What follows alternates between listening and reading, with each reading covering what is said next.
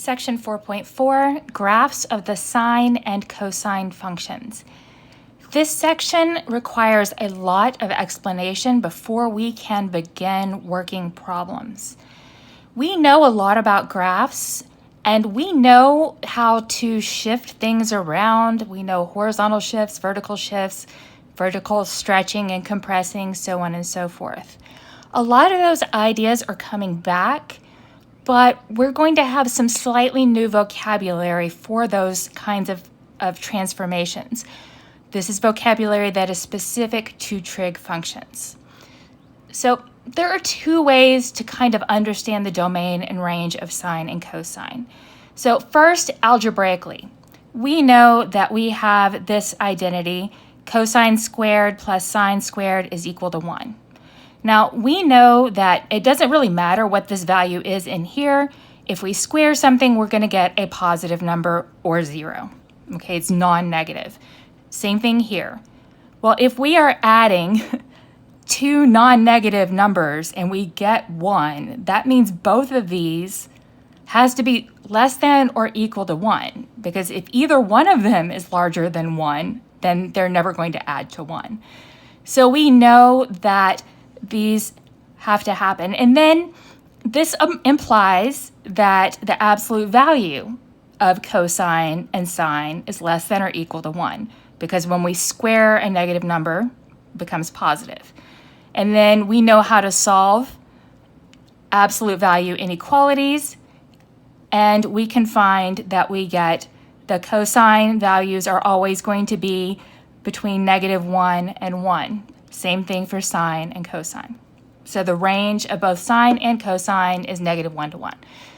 The other way of thinking about it is just about using our unit circle.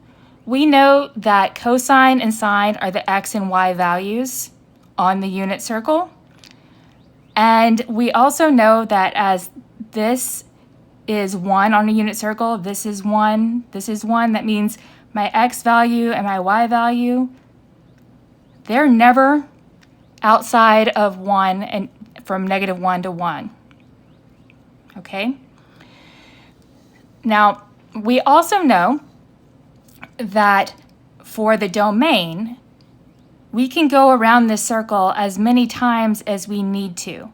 So the domain is from -infinity to positive infinity. We can find sine or cosine of any value. We'll just have to make multiple trips around the circle to find the value. But the range of both of them, we will never get a y value that is outside of -1 to 1. Okay?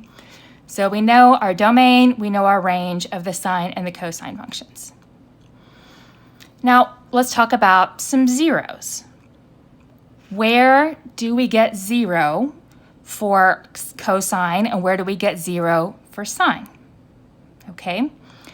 Well, cosine is our x value, and our x values are 0 here and here. Okay?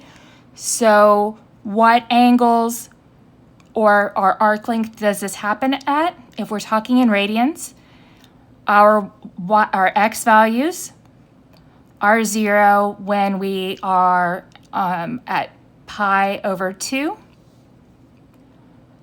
or at 3 pi over 2, and we could keep going around in here.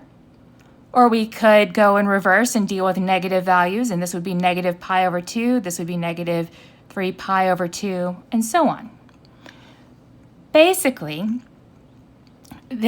we get zeros whenever we have an odd integer multiple of pi over 2. Why odd? Because if it's an even multiple, say we're just doing 2 times this, that gives me a pi. Pi is here and my cosine value is not 0. Okay? So odd integer multiples of pi over 2. Now, how do we write this? Let's say n is some integer. How do we make sure that we're multiplying by an odd number? Well, we can multiply a number by 2, and that forces it to be even. And then if we add 1 to that, that's going to force it to be odd. So basically, anytime we have something in this basic pattern. We're going to have a 0 for cosine. Now, similarly, we can talk about the zeros for sine, and that's going to happen when we are on the x-axis, not the y-axis. And this happens for arc length or angle equal to 0, pi, negative pi, 2 pi, and so on. Now, this ends up being just any integer multiple of pi. I don't have to worry about it being odd multiples or even. It just works for any of them, okay? So cosine of t is equal to 0 when your t value is in this format, or if you distribute this and simplify, you get pi over 2 plus n times pi for any integer n. That's when we're going to have our zeros.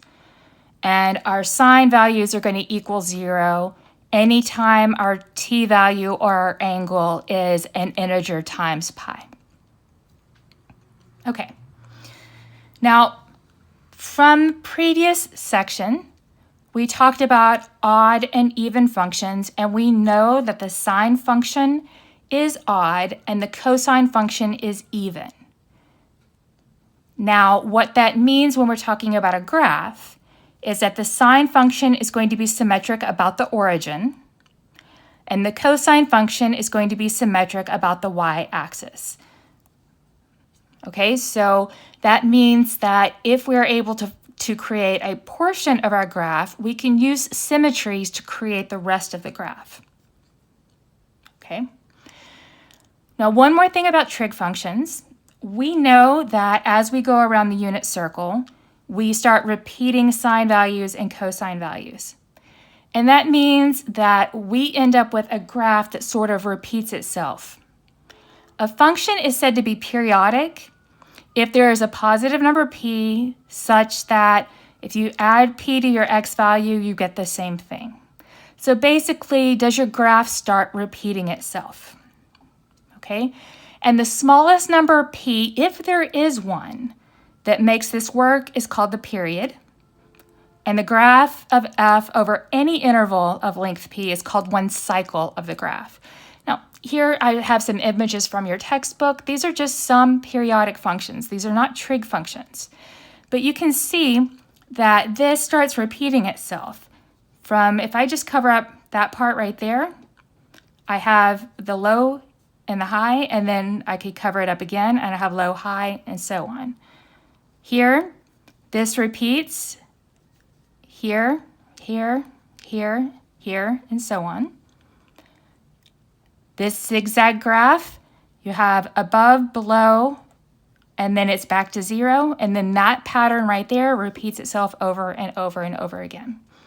And your period is just how big that interval is that we have to repeat. So right here, between pi and 2 pi, that's the shape that we are repeating, and those are pi apart, so our period equals pi. From here, we have, if we go down, up, down, and then we start repeating here, going down again. These are 4 apart, so our period is 4. So we know that the trig functions repeat with every trip around the unit circle, and that's true for all of our trig functions. So that means that every single trig function is periodic. That means for us that if we can learn to graph a small portion of it, we can build a graph as big as we need.